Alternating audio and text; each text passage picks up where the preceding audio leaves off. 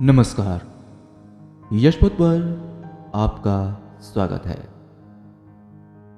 एकादशी कथा संग्रह के कथा वाचन की इस श्रृंखला में आज हम प्रस्तुत करने जा रहे हैं श्री हरदयाल मौजी द्वारा लिखी हुई कहानी नुमाइश का कथा वाचन। उम्मीद करते हैं ये प्रयास आपको पसंद आएगा। नुमाइश का अहाता बनकर तैयार हो चुका था। बीच बीच में फुलवारी की क्यारियां लग चुकी थीं। दुकानों और बाजारों की व्यवस्था भी करीब करीब हो ही गई थी। कुछ सजधज का काम अभी कहीं कहीं बाकी था। मिस्त्री बिजली के तार लिए घूम रहे थे। कुछ पेड़ों पर चढ़े बल्ब टांगने पर लगे थे। रविशों पर सुर्खी बिछ रही थी। बड़े गेट को सजाया जा रहा था। संतू लगभग 7 वर्ष का एक लड़का जो कुछ ही दूर पर अंधी मां के पास बैठा था, टकटकी लगाए वह देख रहा था। बोला, मां? हां, मां बोली। नुमाइश होगी यहां? क्यों? पारसाल की तरह सब हो रहा है। कोई खेल आया होगा। नहीं मां, लोग कहते जा रहे थे। सच? हां, होती होगी। अच्छा है, 2 पैसे मिल जाया करेंगे, जैसे पारसाल। ए मां? हां, पारसाल तुमने हमें टिकट नहीं दिलाया था। कैसा टिकट? नुमाइश का। मां ने कुछ उत्तर न दिया। क्यों मां? वह फिर बोला। वह फिर चुप थी, बोलती नहीं। बेकार की बातें मुझे नहीं आती। अच्छा, दिलाया था? नहीं दिलाया था। क्यों?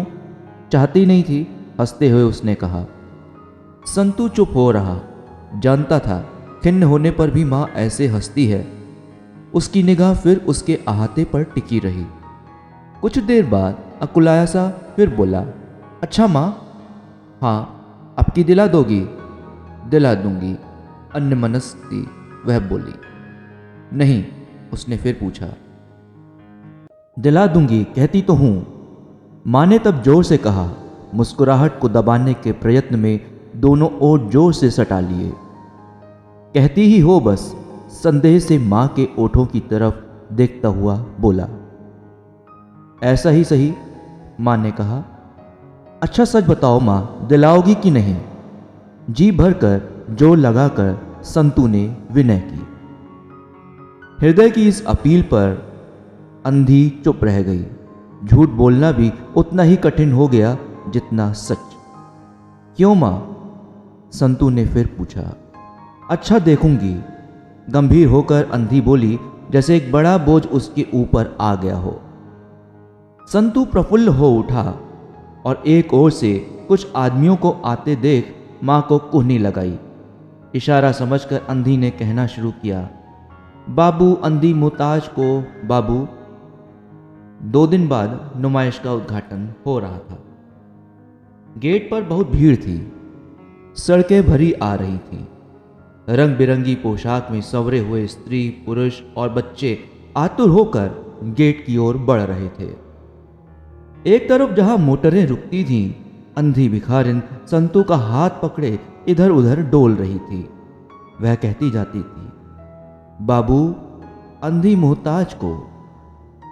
संतू कभी गेट की ओर देखता, कभी पों पों करती मोटर की ओर, और कभी उत्सुक हो उमड़ती हुई उस भीड़ की ओर।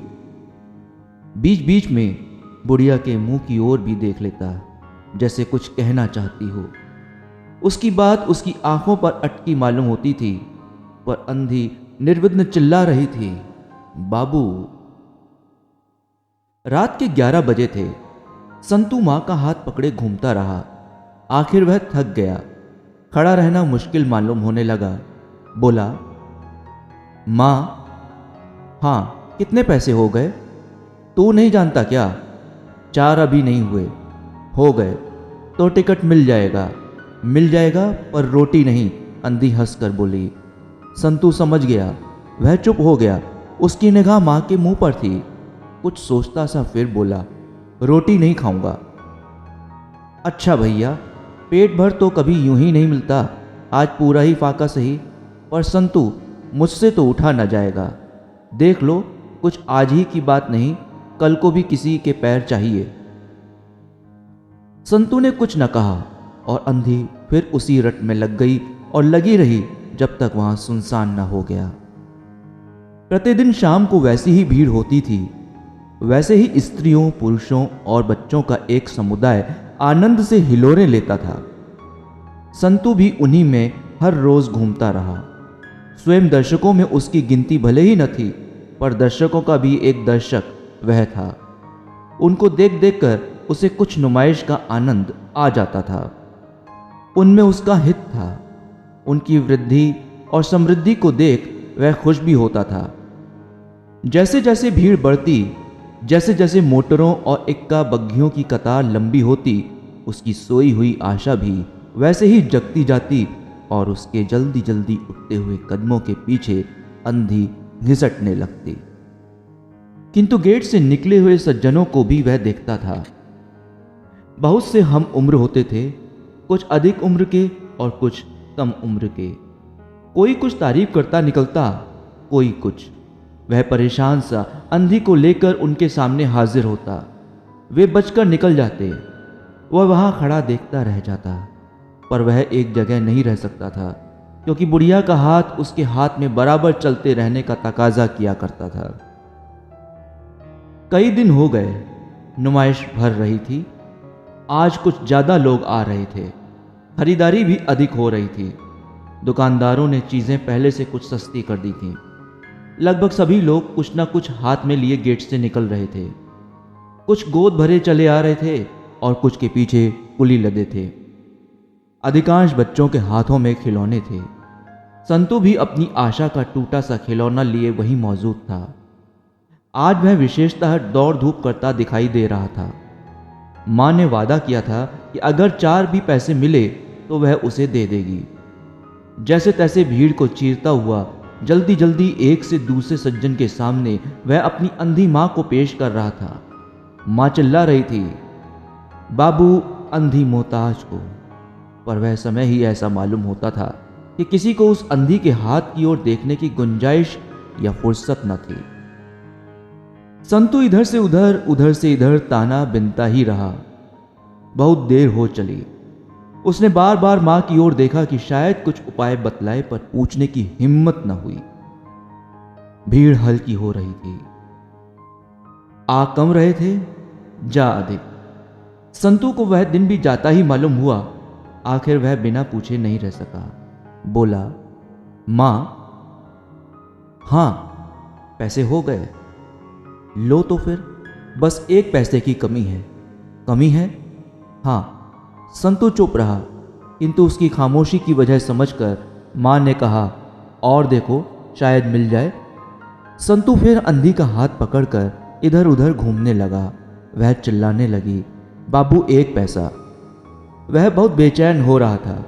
जिन जिन बाबुओं को वह मोटर की ओर जाते देखता, जिन जिन को वह बहुत मोटा ताजा पाता, या जिन जिन के बच्चे बहुत खिलौने लिए गेट से निकलते नजर पड़ते, उन्हीं की ओर उसके पैर खुद ब खुद चल पड़ते।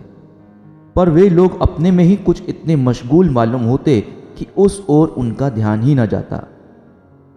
जाने वाले आगे को बढ़े ही चले जाते थे। मोटर वाले मोटर में बैठ आंखों से ओझल हो जाते थे। अंधी मां को खबर भी न होती कि कब कौन गया। वह उसी ओर मुंह किए चिल्लाती रहती जब तक कि संतु के हाथ का इशारा ना मिलता। संतु बहुत बेचैन था। 1 पैसे की कमी थी। किसी एक बाबू का इशारा बाकी था। उसी की खोज में था, पर कोई मिल ना रहा था।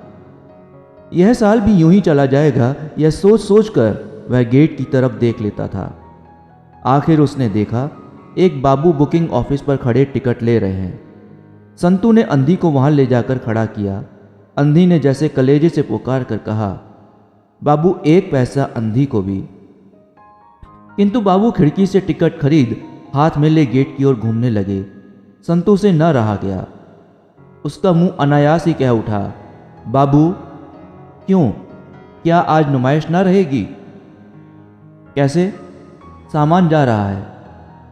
तो हमने नहीं देखी। अगले साल देख लेना। अंधी बोली और ठहाका मारकर हंस पड़ी। संतू उसके मुंह की ओर देख रहा था। हमने नहीं देखी। अंधी ने फिर संतू की बात को दोहराया और जोर से हंस पड़ी। संतू देख रहा था। तो दोस्तों, ये थी कहानी नुमाइश, जिसे लिखा था प्रसिद्ध कथाकार हरदयाल मौजी जी ने, और इसका कथावाचन आपने सुना यशवंत माथुर की आवाज में। एकादशी कथा संग्रह के कथावाचन की इस श्रृंखला में अंतिम 2 कहानियां भी हम जल्द ही आपके समक्ष लेकर आएंगे। तब तक अपनी प्रतिक्रिया से कमेंट बॉक्स में हमें अवगत कराना न भूलिएगा। नमस्कार।